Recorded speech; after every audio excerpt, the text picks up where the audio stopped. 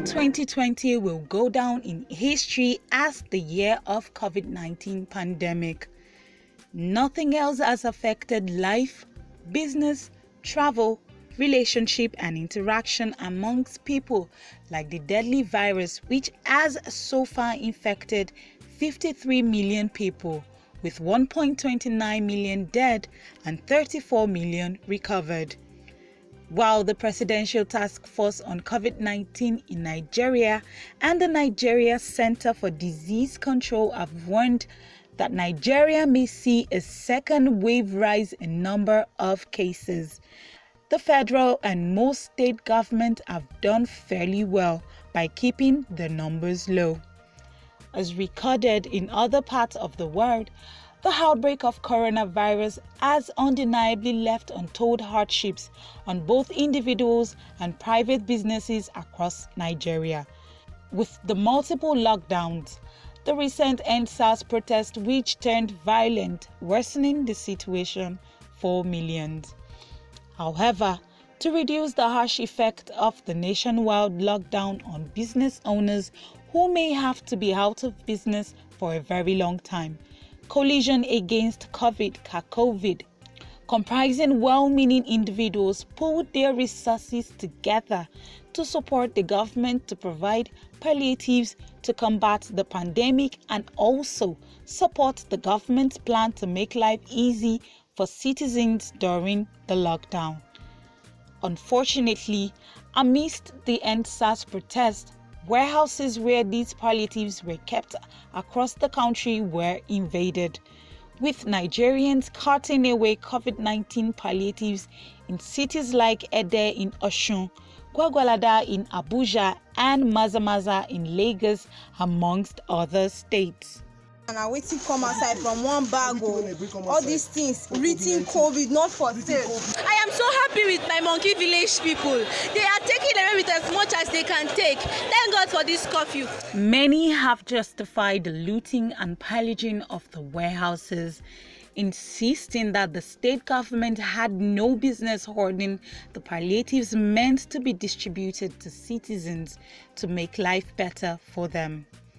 TV Independent recalls that during the lockdown, some residents criticized various suspicious moves by government officials in charge of the distribution of these palliatives, while some communities complained of not receiving any at all.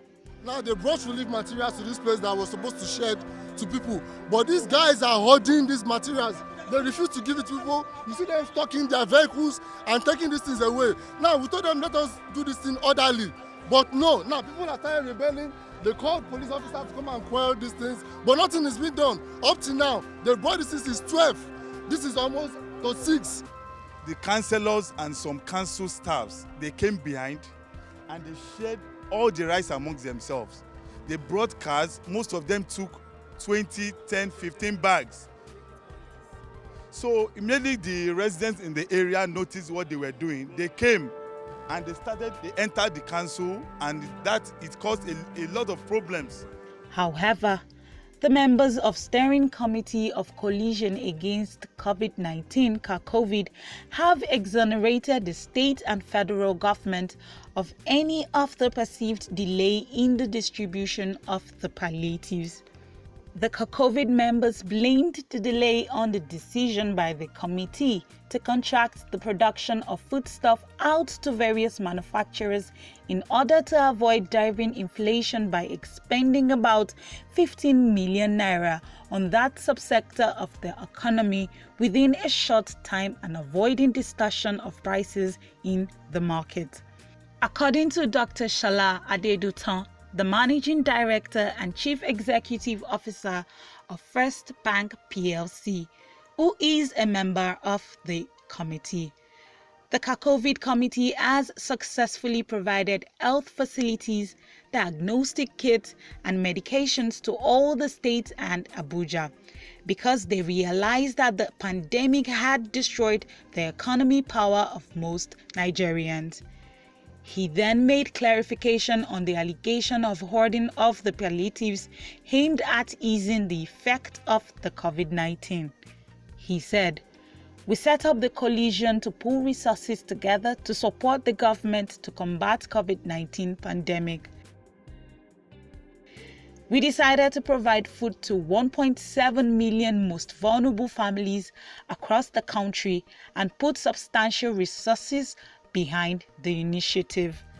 The food items we intend to purchase included rice, pasta, noodles, garri, sugar, salt, and so on. The challenge was how to purchase those items worth about 15 million naira without driving inflation. We had to contract this out to various manufacturers, and that took time for them to deliver the goods to us. It was only in September and early October that we handed the goods over to the various state government and FCT. It is therefore a fallacy that the state government or Dangote have hoarded those foodstuffs, he stated.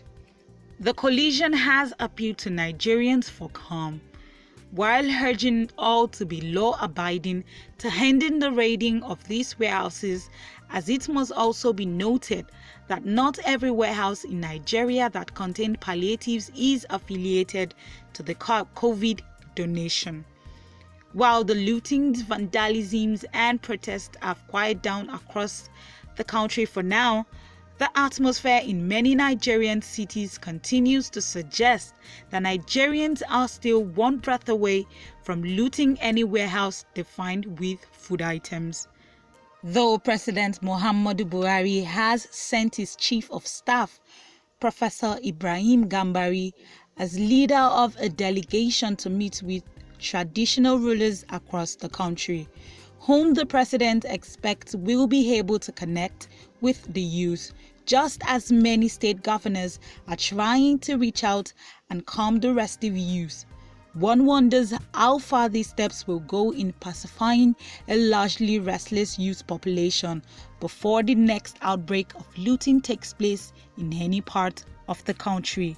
As the saying goes, an hungry man is an angry man. When will the next looting and vandalism take place again? No one knows.